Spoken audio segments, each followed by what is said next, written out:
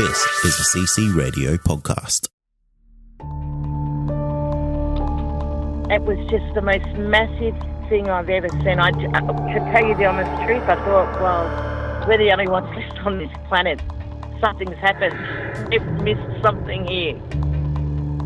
The fear that went in me when I seen it was just, like the feeling, I'd say it was fear, but I've never felt that feeling before in my entire life. It's a weird feeling, like you can't explain it when you don't know. You feel like you're being followed, but you don't know what it is.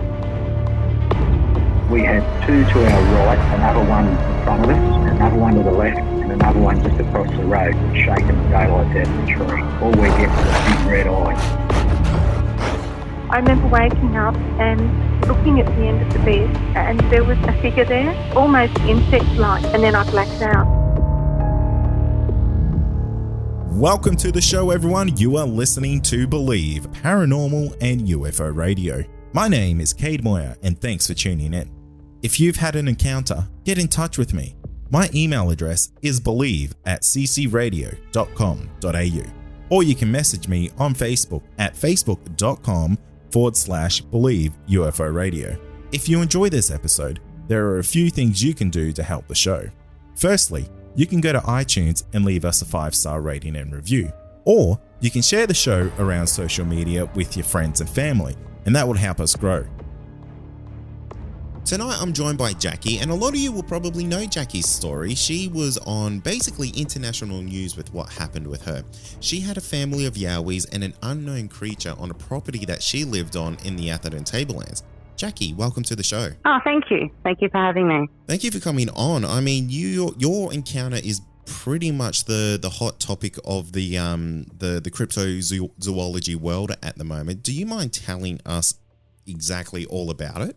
Yes, I can do that. I've been wanting to tell my story. So, well, what happened was I rented a property out in Tars Valley.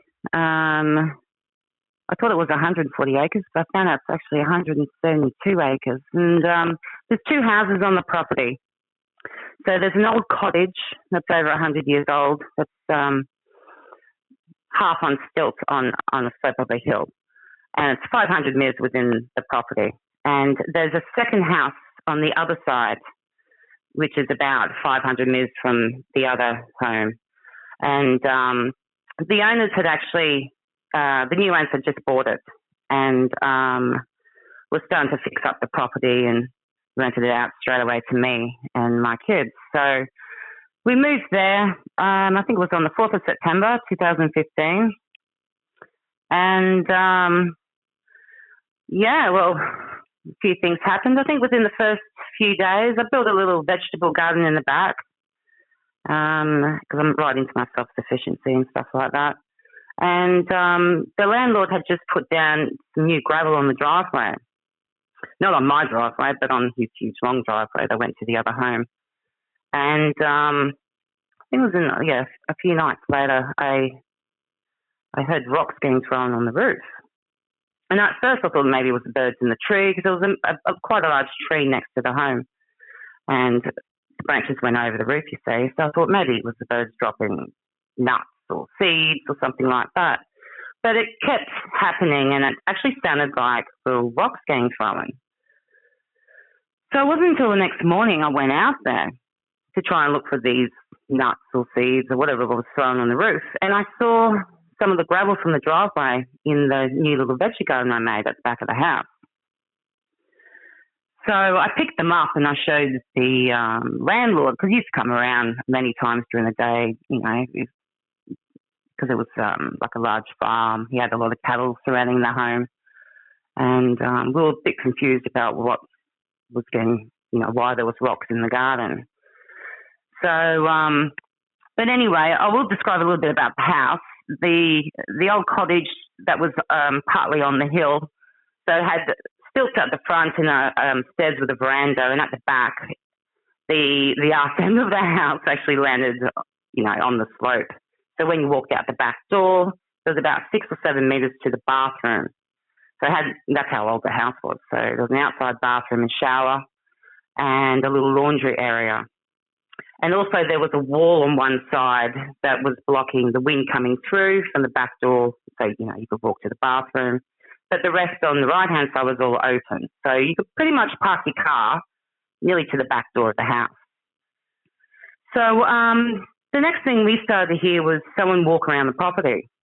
And my oldest son, he was 16 at the time, he said, Mum, I can hear someone walking around. And I said, well, actually, yeah, I've been listening to it. I just didn't want to say anything to scare him, And so I just stay up quite late and listen to someone walking around. And you can definitely tell it was someone walking on the driveway, walking through the cattle field, which was about a good 8-9 metres from my back door. That's how close the paddock was. And the fence wrapped around the back of the house. So I thought that was a bit odd. I mean, someone to be walking through the paddock late at night. And so I ended up telling the landlord, and I said, look, I think someone's walking around the house. And he said, look, can you ring the police? And they're not really my favourite people to ring. So I avoided it. And anyway, every time he come around, he goes, hey, look, have you heard anything? And I said, yeah, I can still hear someone. He goes, please ring them. So I ended up doing that. And the police said, look, they can do a drive-by and have a look. And I said, well, that's not going to do much, mate, because you can just lay down in the long grass. So anyone can hide. So there's no use. And I said, look, I'm going to sit on this veranda and I'm going to wait. And I will ring you when I catch this guy because I'm actually going to break his legs. And that's exactly what I said to the police officer on the phone. So I went down to the shed. We had an really old shed a few minutes away, and there was a lot of old pieces of wood. So I found a large piece of wood that had a big screw straight through it, and I thought, right, that will do. So I used to sit on the veranda late at night because sometimes we could actually hear someone walking up the stairs when we were in bed and walking on the veranda. So I sit up there till about 2 a.m. And to a point I had a large outdoor setting, and I even pushed the chairs over so it made a bit of a wall so I could crouch down and just wait for this person to come up the front stairs. But nothing ever happened. So as soon as I'd go to bed, then you'd hear someone walking up the veranda again. But every time I tried to get out of bed, the house was that old that the floor would creak really loudly. So as soon as I get up, you could hear it creaking, and then whatever was on the veranda, whoever it was, would quickly walk off. So anyway, what happened was, that went on for quite a while. That actually went on for about 9 months. Oh, really? Yeah. And but we had other things happening in between that time. I've got everything jotted down here. And so on one occasion, that's when my son ended up moving to Cairns to go to TAFE. And on the same day, I ended up getting my niece to come and live with me. And she was 14 at the time. So I had my niece and I had my 8-year-old son with me too. So, and then other events started to happen. So one night she went outside to go to the toilet, and she actually woke me up because she accidentally slammed the back door. And I got up and I said, hey, what are you doing slamming the door? And she ran back inside and was really, really scared. She said something grabbed her around the leg, something hairy. Something grabbed her. And something grabbed her around the leg. It actually wrapped its arm right around her leg. Oh, wow. So, yeah. And it was pitch black, so she ran inside and she was panicking. I said, I don't know what that is. So anyway, she just went to bed. And then another time she said to me that, because we used to have our windows open in our bedroom, and the windows were so big you could just jump through them quite easily. And she saw something squatting in her bedroom in the corner. And I said, okay, that's a bit strange. And I said, all right, we'll start shutting the windows. So, but the windows never locked. So I went down the shed again and found some sticks and placed them all behind the windows. And we had no curtains in the house because it was such an open home. And the only time I had a curtain was in the veranda sliding door. So that happened. What else was there? At one time, because our bedrooms, because the house is so old, the old rompus room was my bedroom. So we have a door from our bedroom from the inside, but also there's those old shutter doors that used to be on the outside to the veranda. So 2 bedrooms had 2 doors, one to access the veranda and one for inside. I asked the landlord to get a lock because my one didn't open. I kept hearing someone on the veranda. So he came and screwed and bolted them down. He also got a security light for me. It was a solar one, and that night it never worked. Never ever worked after that. So that was that. Then that night we actually heard someone coming up the veranda again, and she saw a silhouette standing at her bedroom door, which was on the veranda. She was that terrified that she couldn't even yell out to me. So she told me in the morning. And I said, "What the hell's going on?" Is this the same night that she saw the creature or the person squatting in that room? No, that was another night. So this is a repeat occurrence. Yeah, yes. And so I ended up getting some flour and put it on the veranda right in front of the stairs. So I thought, well, I need to see, some footprints. I need something, to see if it's a male foot or, because we actually thought someone was walking around the house. And anyway, so, she's quite upset about that. And then I used to go to Aston and go shopping. And when I come home, the door was open. And this was early in the morning. And I thought, that's strange. Maybe I just didn't shut the door. And so I went shopping again, and the door was open again. And this time I made sure it was shut. And nothing was touched. Nothing was moved. And I thought, something's not right here. So I started to use the key. And would you believe that the key to the door was that old? It was one of those big old ancient keys, like the original key to this old cottage. So anyway, I ended up locking the door. I didn't think I needed to lock it, especially living on a farm. But I ended up doing that. So, the doors were never opened after that.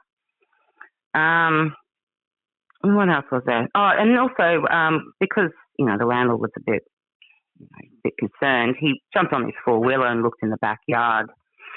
I had a huge hill at the back of the house, and that was about a good 800 metres to like a lake down the back. And he said he found a track. And I said, look, this person is coming late at night. I said, he's not going to walk the same track. Only animals do. And he found the track all the way from down the hill all the way up to the back of the water tank. So I had a water tank up the back of the house, and then I had 2 main rainwater tanks next to the house, right at the back of the bathroom. So I thought that was a bit strange. He even offered to tie up 2 of his rock wheelers at the front of the veranda. But I said, look, are they okay with the kids around? And he said, no. And I said, well, I prefer them not to be there. And so we started hearing things moving underneath the house and like scrambling. And I thought, something's going on. I thought, well, if someone's walking around the house, what are they doing underneath the house, So I thought that was a bit odd. How much room was there underneath the house? Yeah, because the house was it had stilts at the front, and then the back end of the house sat on the top of the hill. Okay, so it was almost like a split level. Yeah, it was. Yeah, the house. It was a single-story house built on a slant. And you could hear them crawling of the around house under there. Yeah, and we had a lot of rats coming in the home. Like they would get in through the walls, and so I ended up putting rat bait everywhere. So I thought maybe there was an animal under there, or I don't know what it was at that time, but something was trying to, I don't know, doing something under there. the time, but I found out later on. But were these noises mostly happening under your niece's bedroom? no, most of the noise was someone actually walking around the house all the time in different areas of the home. Okay. And I didn't have a torch at that stage. I only had the torch from my mobile phone. So, and I finally ended up buying a security torch that had a bat on the end, those big long metal ones, because I was going to get this person, hey? And, yeah. And anyway, so, one time, actually, sorry, I skipped a bit. Just before my son left, my older son, he went to the bathroom and he heard a loud demonic growl. And just next to the bathroom was like part of an old shed door. So it looked like the outside of the house where the bathroom was attached. Like there was must have been an old shed, and they've just cut 3/4 of it off, if you know what I mean. So there's still just one little door next to the bathroom that just hung out outside. And it hit that. And he ran inside and he goes, "Mom, something's out there." And I said, "Oh, okay." And I grew up in the Daintree. I grew up in Cow Bay. And I thought, oh, well, maybe it's a feral cat or something like that. So, and then I went to the bathroom not long after that, and that's when it hit the side of that shed door very, very hard. And I actually continued to run into the bathroom and shut the door, and I'm sitting there thinking, okay, I've got to make an attempt to run back inside because I thought, whatever this is not a feral cat, because I actually got to hear it. And it hit that side of that shed door with a lot of force, and it was upset. So I thought, oh, I don't want to get attacked by this thing. That sounds terrifying, Jackie. Yeah, I got the guts to run in and shut the door. And I said to my son, yeah, well, I actually just heard it too. And anyway, so after that, things started to happen in the home. It started to, all of a sudden, it just started to hammer down really hard with rain. And you know when it just comes out of nowhere? Yeah. And it was so loud. And I thought, oh, wow, it's raining. And I was actually outside having a cigarette. And I thought, oh, that's strange. I didn't see any rain. So I quickly ran inside and I shut my bedroom door. I mean, not door, sorry, my window. And I thought, hang on, there's no rain there. So I went out to the front veranda. You could actually hear it dripping from the gutters, but there was no rain at all. So I went back out the back and I went outside and there was no rain, but it was still, apparently you can hear it pissing down with rain. And I thought, no, something's not right here. So my mother ended up coming around and I said, look, Mum, something's not right here. And she goes, oh, what do you mean, aliens? And I said, well, not the ones you think, Mum, because she thinks all the aliens are grey, Yep. She watches too much TV. And I said, I think whatever's here is not from here because other things are happening. And, it rained, but there was no rain, Mum. And anyway, so what else happened there? Oh, and then we started to, when we would go to the bathroom and go back into the home, we started to see on the beginning of the cow paddock, there was, there's a bit of long grass, and I started to see this like silhouette of someone squatting just on dark. So it was a little hard to focus because it was nearly on dark. And I thought, well, that's strange. But you couldn't see a smooth outline of the figure. It was blurry, like it had a dark, dense energy around it. But I thought it was just me out of focus and it was dark. But it also looked like it was trying to get itself camouflaged within the dark shades of the long grass. And so I just dismissed it. Anyway, a little while later, my niece said, I think there's someone squatting in the yard. And I said, oh, you saw that too? And she goes, yeah. She goes, but it's a little hard to sort of work out what it is. But it looks like someone's squatting. And I said, well, that's exactly what I saw. So then I saw it again. So I actually walked up to it. Oh, you're kidding. I'm not kidding you. And it was nearly on dark. And that place in Tasmania can light up quite brightly at night.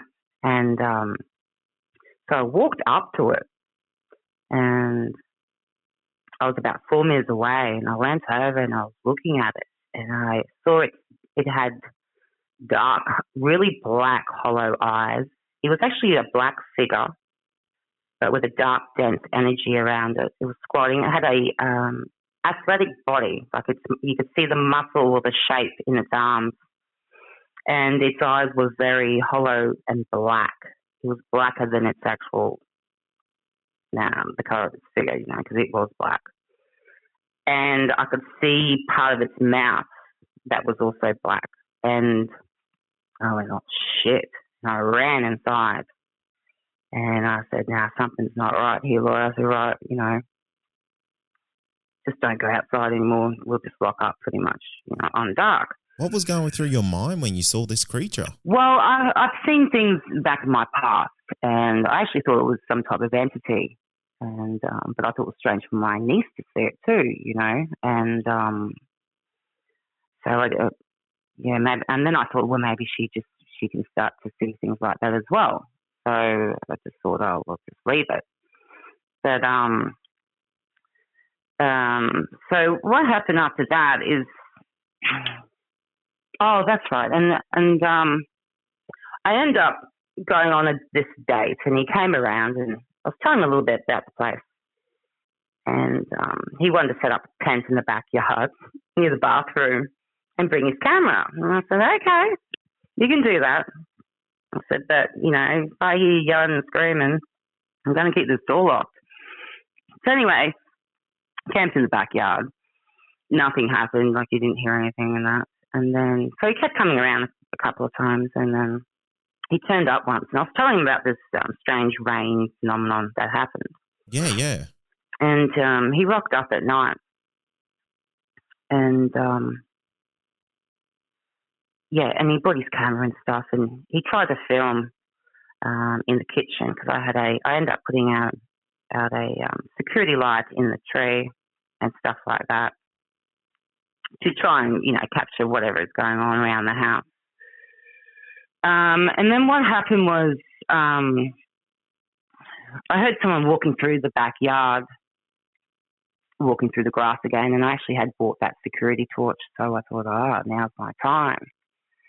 So I quickly grabbed it and I went outside and I shone it into the paddock, which, not that far from the house. And I could hear someone actually walking through the long grass. And the next thing I saw, we had this one small tree in the paddock. And there's this, looked like the size of a chimpanzee. And it was black and hairy. And its back was facing me, and I yelled out to Laura. I said, quick, come out here, have a look at this. So she runs out, and we're just standing at the back door, and this is a pretty bright torch, so I've got it right on it. And she goes, what's that? Is it a possum? And I said, nah, possums have tails, And its head turned.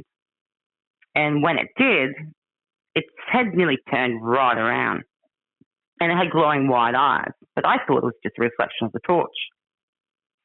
But it had an oblong-shaped head. It was covered in black hair all over. You couldn't see its mouth, nose, or anything like that. But it did look like a chimpanzee from behind. It even had that, area in the back of the bum area where, there wasn't as much hair, just like a monkey would. And was hanging in the tree. And we're just staring at it.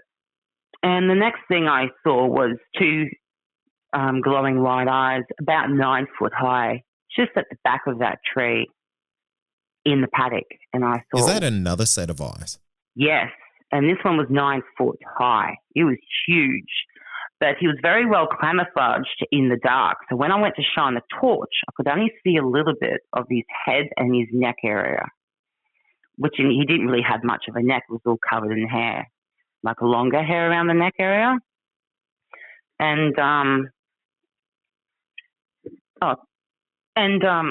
I just got a coffee. And then at the back of the tree was another set of glowing white eyes.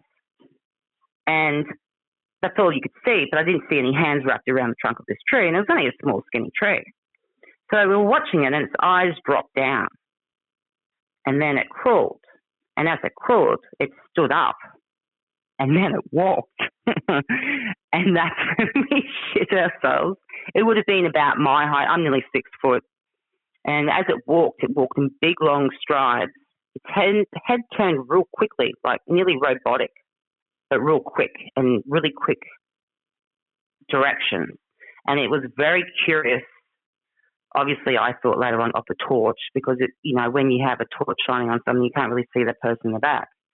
And it was walking in big, long strides. It was leaning over a bit. It had really long arms, and that had an oblong-shaped head. So the oblong-shaped head was sideways, not like the Egyptian oblong head where it come from the back of the head. It was like a football sideways. Yeah, I mean, we were talking just before we started recording, and we kind of joked around that the best way to describe that creature was kind of its head was like Stewie from Family Guy.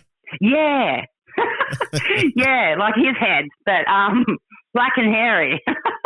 And were all those creatures, they all had the same shaped head? Only I think that was the female because it was with the baby. And I think the one in the back was the only one that looked different because it was a lot taller, a lot bigger, and its hair was longer around the neck. You couldn't actually see the neck, but you could see the neck on the baby and the female. Right. That's really not uncommon when it comes to a Yowie, I guess, encounter, because a lot of people say that they're so big and they're so muscular that their neck just disappears because they've got nothing but shoulder muscles and traps that where a neck would normally be. Well, yeah, but the thing is I couldn't see his build. I just knew he was huge. I could only see part of his head and his neck. And that's it. But I had a very good look at the female and the baby.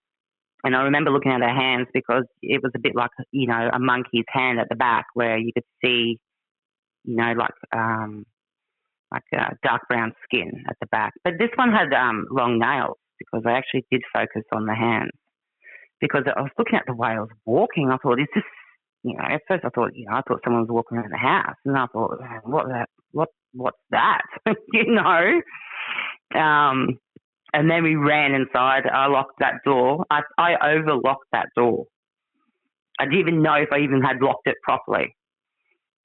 And I grabbed a large chef knife from the kitchen. I said, right, get in the lounge. And I had my little boy in the lounge. He's saying, Mum, what's going on? I said, oh, no, nothing. And I said, just sit down. I put the knife underneath the lounge because I didn't want my son to see what was going on. And then the next thing, you can hear a noise, and they're walking up the back of the house where we just ran into. And then you heard one coming up the veranda, which had heavier footsteps, which was the same as what we've been hearing for months.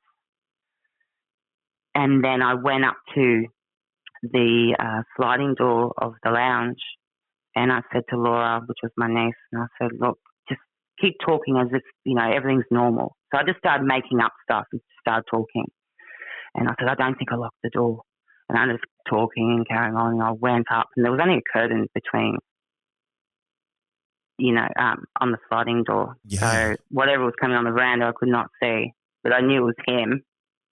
And I walked up, and I just went click, and it wasn't locked, but I ended up locking it. And then I ran back into the lounge, and I said, right, if it comes smashing through this sliding door or through the front, I said, you run in there with Joshy, my son, and I said, you lock yourself in that bedroom because I'm going to have to do whatever I can to protect you. And then it walked away. That's absolutely terrifying, Jackie. We were absolutely terrified. Oh, yeah. I couldn't imagine being in a situation like that. I mean, You've just seen a creature that people say don't exist. And not only did you see one of them, you saw a family of them, and then Family of them, yeah. they approached you. Yeah, and they've been hanging around the property for quite some time. What was going through your head? Oh, lots of things. So, first of all, I was thinking about, well, at that time, I thought they were going to come through into the house. I thought they might smash their way through the glass door or through the windows or just, kick down that door. I just didn't know. So I was more concerned of the safety of the kids and myself. So, but yeah, that was, very terrifying, especially for my niece. I mean, she was only 14 years old and I had her in my care for, family reasons. So I was there to look after her and give her a better life. And she had to witness that. So she wasn't doing too well in school either, so she didn't really need to go through that. But she's all good now though. But yeah. But so the next day, I took the kids down to the bus stop because I went to this nearby school, and I come back and I went outside, and I was thinking, all right, you're around here somewhere. And I actually saw one, and it was crawling on the forest line, just way at the back of the water tank. And that was just the beginning of the next door neighbour's property. And it was crawling, and its eyes were still glowing white. Really? Even so during I knew the it wasn't daytime? from the torch. Yep, even during the day. Wow. And I grabbed my phone, and I went to record it, and it just disappeared into the forest. And I went, oh, damn. So I actually stood there, and I just quieted my mind, and I just said, inside my head towards them, I said, look, you can help yourself to my home, because I knew they were looking for rats and stuff like that. I used to hear them scuffling, and I started to work out what was going on. And I said, look, you can help yourself to my home. You can eat as many rats as you want, but do not harm my children and do not harm me. And I repeated it twice. Well, after I did that night, they became so active. They were on that roof and hang around that house and underneath that house 2 to 3 times per week. They were on your for roof? For the whole 2 months. Yeah, for the whole 2 months before I ended up leaving. That's unbelievable. Yeah, I had a 12-month lease. So when we saw them, I think it was on pretty much the 9th, nearly 10th month of being there. And they were having a great time. You could hear them chat. They had like this language where they chatted really quickly. It sounded like someone talking, but you couldn't make sense of it. But on fast forward. Yeah, it kind of sounds a little bit like chipmunk talk. Sort of.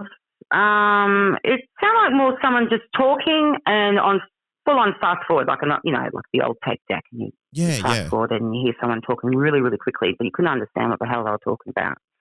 And they would make a loud scream and high-pitched screams. They'd only growl during the time when we didn't, before we actually saw them, when they were hiding around the house. And we'll just dart outside because we had to run into the toilet or something. And obviously I found out that we were startling them, and that's why they were growling. But were they ever aggressive to you again? No, not after that, no. No, they were constantly hanging around the back water tanks. I found out they were actually climbing the back of the water tanks along the pipeline and onto the roof. Really? So you'd hear this scratching in the gutters. You could hear the sharp claws. And then you hear this scream, and then you hear a whack. And so obviously they were grabbing the rats, and they were breaking their necks on the roof by giving them a whack. And then you'd hear them crawl around and then get into the gutters again and make their way around the whole house. And then, and then you'd hear them go back down the water pipe and onto the tank, and you could hear them actually quite happy, their little happy language. And then off they go again. And then they'll come back again, and they became quite active. It's simply amazing, Jackie. I mean, to go from something that was such a terrifying encounter to something that's almost part of the furniture for those last couple of months. What were you thinking when this was all going on? I'm just thinking, what do they want? Because what are they doing here? My niece even said there's something about you, Auntie Jack. And I said, yeah, I think I'm starting to figure that one out. Because I figured out they were more observing me, and they're also hanging around the property because their source of food was to eat those rats. And then, so I decided when I calmed down a little bit, because I knew they weren't doing any more harm, they were just jumping on the roof. And that was the most terrifying sound to hear at night when you're watching TV with your kids, just listening to them on the roof. Because I was hoping they weren't going to get in the roof and come inside, you know. But what was I going to say? Yeah, so I ended up putting some fruit outside on one of the paddock posts, and they didn't eat that. And then we put some meat out there, and they didn't eat that. So obviously they don't eat cow. They don't eat anything else like that. They must just like rats. And then the next morning, I found two macadamia nuts at my back door step, right where the mat was. And I picked them up because I stood outside to go shopping, and I nearly rolled on it because I had my shoes on, and that's how I found them. And I picked them up, and I thought, what are these doing here? How could they even get there? Because I had part of the roof at the back of the house that went to the bathroom. And anyway, so I just threw them away. And then the next morning, I found a dead rat, like a cat left it there in the same spot at the back door in front of the mat. So they're leaving you gifts. Yeah. And then the third day, I threw that one. And then the third day, I found this flower that was in perfect condition that had been picked from, I don't know, somewhere. It was a colour of pink and purple, but it was a colour of pink and purple I've never seen before. And it had like a metallic shine, sort of glitter to it. And I remember looking at it thinking, wow, this is a very beautiful flower. And it was in perfect condition.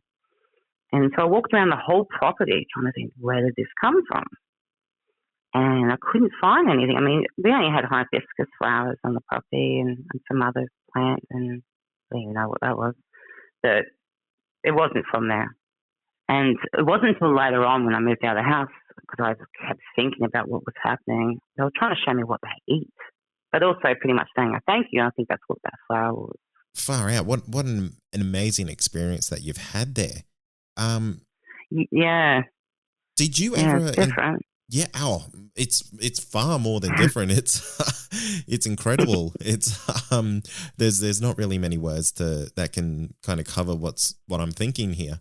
But the almost demonic creature that you saw out in the paddock, did that ever return after your? Yes, that used to hang with them. Yeah, because really? Yes, in the back, and I think that was the one that was climbing on the roof. Really? Yeah, because I'm just like trying to sort of work it out myself. I mean, if the female was nearly 6 foot, I mean, I don't think she could really climb that pipeline from the water tank to the roof without breaking it. Should be too heavy. And definitely the male wouldn't. And when I did see him in the paddock, he just did not move. So obviously he was protecting and keeping an eye on me, but also but protecting the female and the baby, obviously. He did not move at all. So he definitely wouldn't have been able to climb up on that water tank and onto the roof because he was quite large. So, and I could hear that creature up there. And he had a different language as well. He had more of another sort of high-pitched scream. You could just tell because his language is different from the others.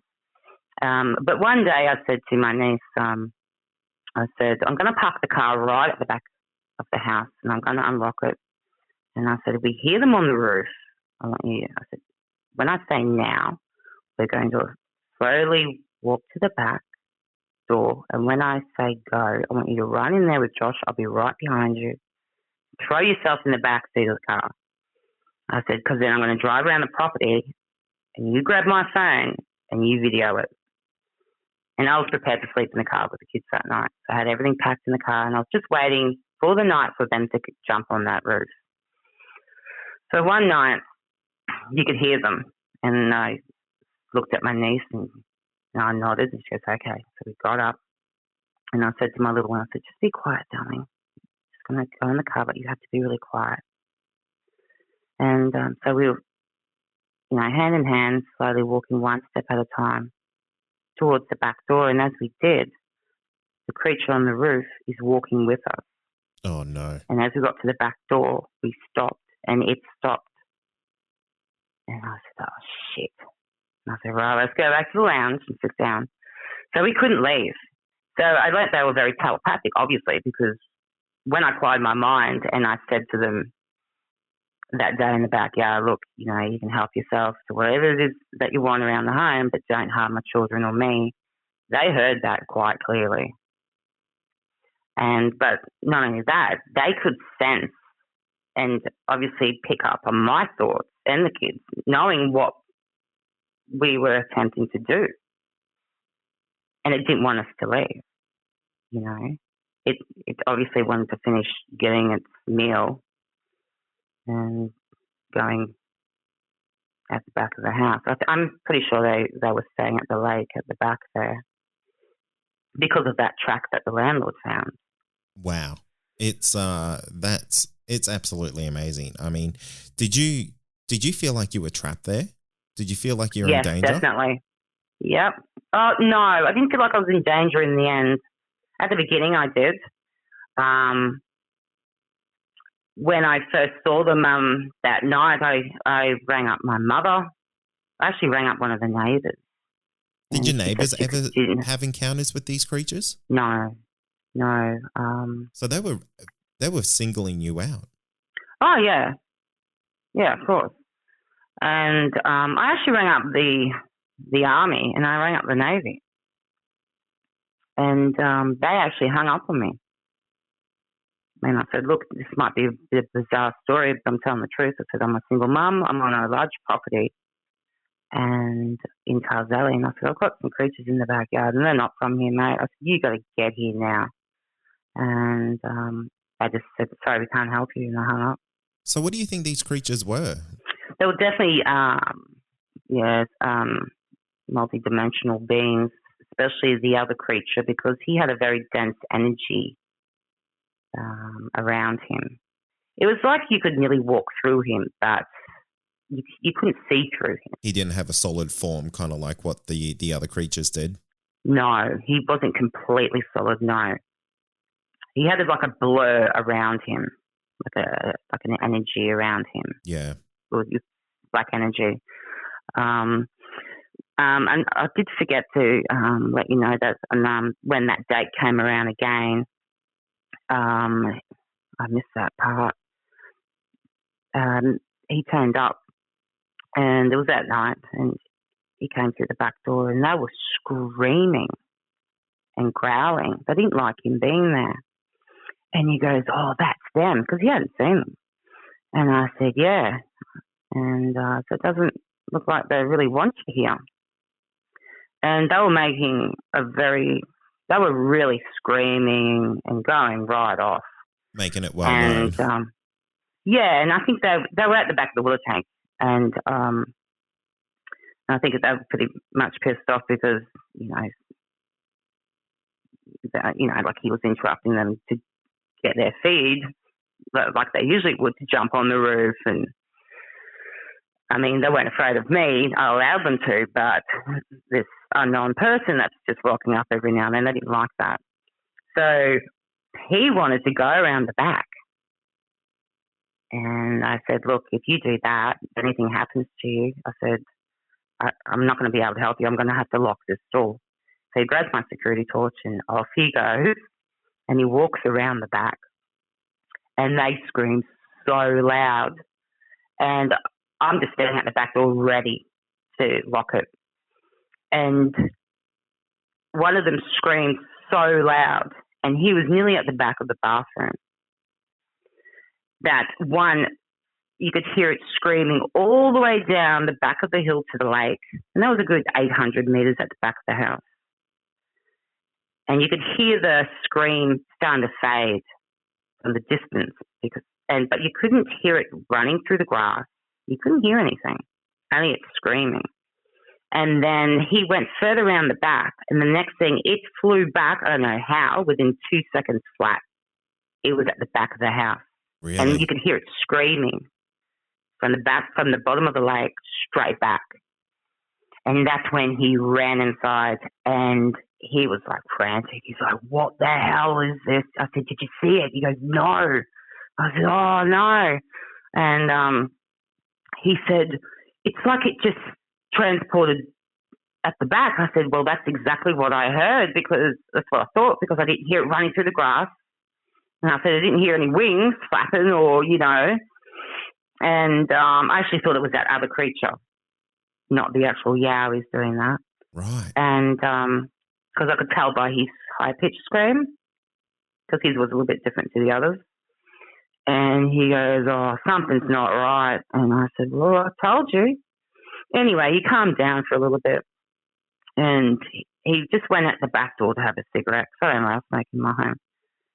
But he was still a little shaken up, because I wouldn't go any further out the back door, you see. Because it was locked down as soon as it was on dark, I'd lock everything. I mean, I even had the kids pee in a bucket in the pantry. We weren't going outside to the toilet at all when it was night time. Do not blame you on that at all. Yeah. And he's out there having a smoke, and he's like constantly talking about it. He's like, "I can't believe this." And then the next thing, it hammers down with rain out of nowhere. And it just came out of nowhere. But it wasn't raining. And he goes, "Where's that rain come from?" I said, "You know how I told you about that rain? But it's not raining?" He goes, "Yeah." I said, "Go further outside." So he steps out there, puts his hands up in the air. He goes, "What the hell?" And he runs inside. And I quickly lock the door. And he goes, "But you can hear it dripping." I said, "I know. You can actually hear it dripping from the gutters. You can hear the rain hitting the roof, but there's no rain." It's really interesting. It makes me think that have you ever heard of infrasound, Jackie? A little bit of that, yeah. Maybe just do a little bit of research around it, because that might answer a couple of your questions. But essentially, it's a theory that Yowies and Bigfoot have this ability to kind of put out this frequency that can really disillusion you. And this just might be the effect from being exposed to infrasound. Well, what happened after that, you're going to find this one quite interesting, is that we decided to sit in the lounge, and we had everything locked. And he was still talking about it, like he just couldn't believe what was going on. And the next thing, there was this, I'm very quite sensitive, and I could feel this energy in the home. And I looked at my hands, and it was like my fingers were getting longer. And I said, "What the hell's going on with my hand?" And I showed him. He goes, "What?" And I actually videoed it. And I said, "Show me your hands." And his hands did the same. So I called out to my niece. I said, "Come look at this." And she comes out of the bedroom. And she goes, "What the hell's going on with your hand, honey Jack?" And I said, "I don't know." And it was like the energy it was like some type of dimension was in the home. The energy was different, and it was sort of changing part of our physical appearance, not our face. We didn't really even bother looking at each other. It was more just concentrating on the hands. I mean, why would your fingers stretch out long and thin like that? And I think it's strange just even talking about it, but that's exactly what happened. And he's like, "Oh, this is just, unbelievable." And I'm like, "I don't know what's going on." And there was another time, actually I forgot to add that into the story too, because it's just such a long story. I've got to try and remember everything. I was sitting in the lounge room one night with my young son. My niece used to always be in her bedroom doing her thing on Facebook or whatever she does. And he goes, Mum, what's that noise? And I was already listening to this noise. And it sounded like a truck idling. And I said, just shush for a minute, darling, because I was listening. And yeah, it sounded like a truck idling, but with like a swirling noise. And you could hear it in the house, but above the roof. And you hear this like a swirling, wooing noise with the vibration of a small truck. And I'm listening to it. And I thought, oh no, what's going on here? So I went out the window and I looked up the roof, but I couldn't see anything. And then I went out to just look through the veranda sliding door, and there was no one there. There was no truck or car or anything. And so something was above that roof. That's incredible. And this house is an absolute hotspot. Yeah, I think something was observing. Something was definitely observing us. And I think the strange rain phenomenon, I think, because sometimes they would disappear for a week and then all of a sudden they'll come back.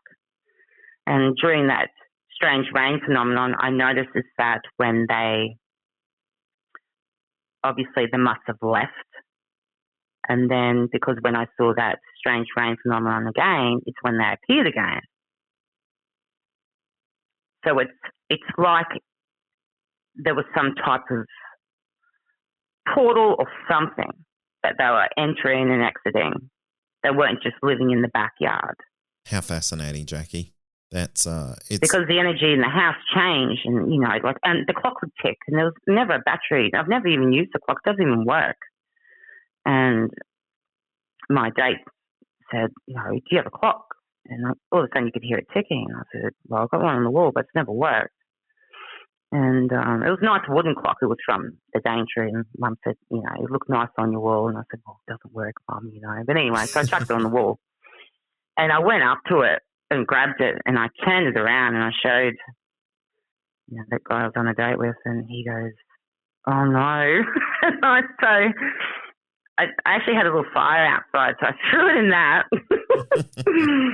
And, so I think, and then we did try the video camera, try to record it. I tried my niece's phone. She had a brand new iPhone.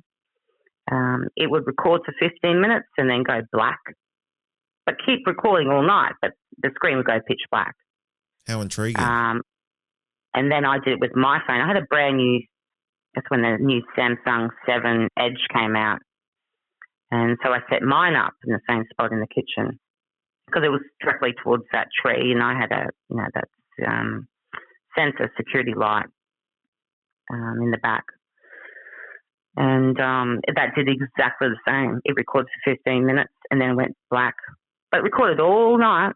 And then the guy I was dating, he brought his big flash video camera around and did exactly the same thing. Wow. So now I can understand why people can't take photos.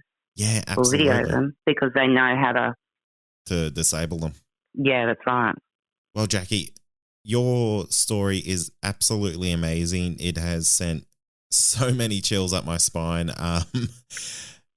It's honestly, I don't know how you lived in that house for so long with all that going on, and I just really want to thank you for coming on the show and sharing your story with me and all the listeners. No worries. Thank you very much for having me.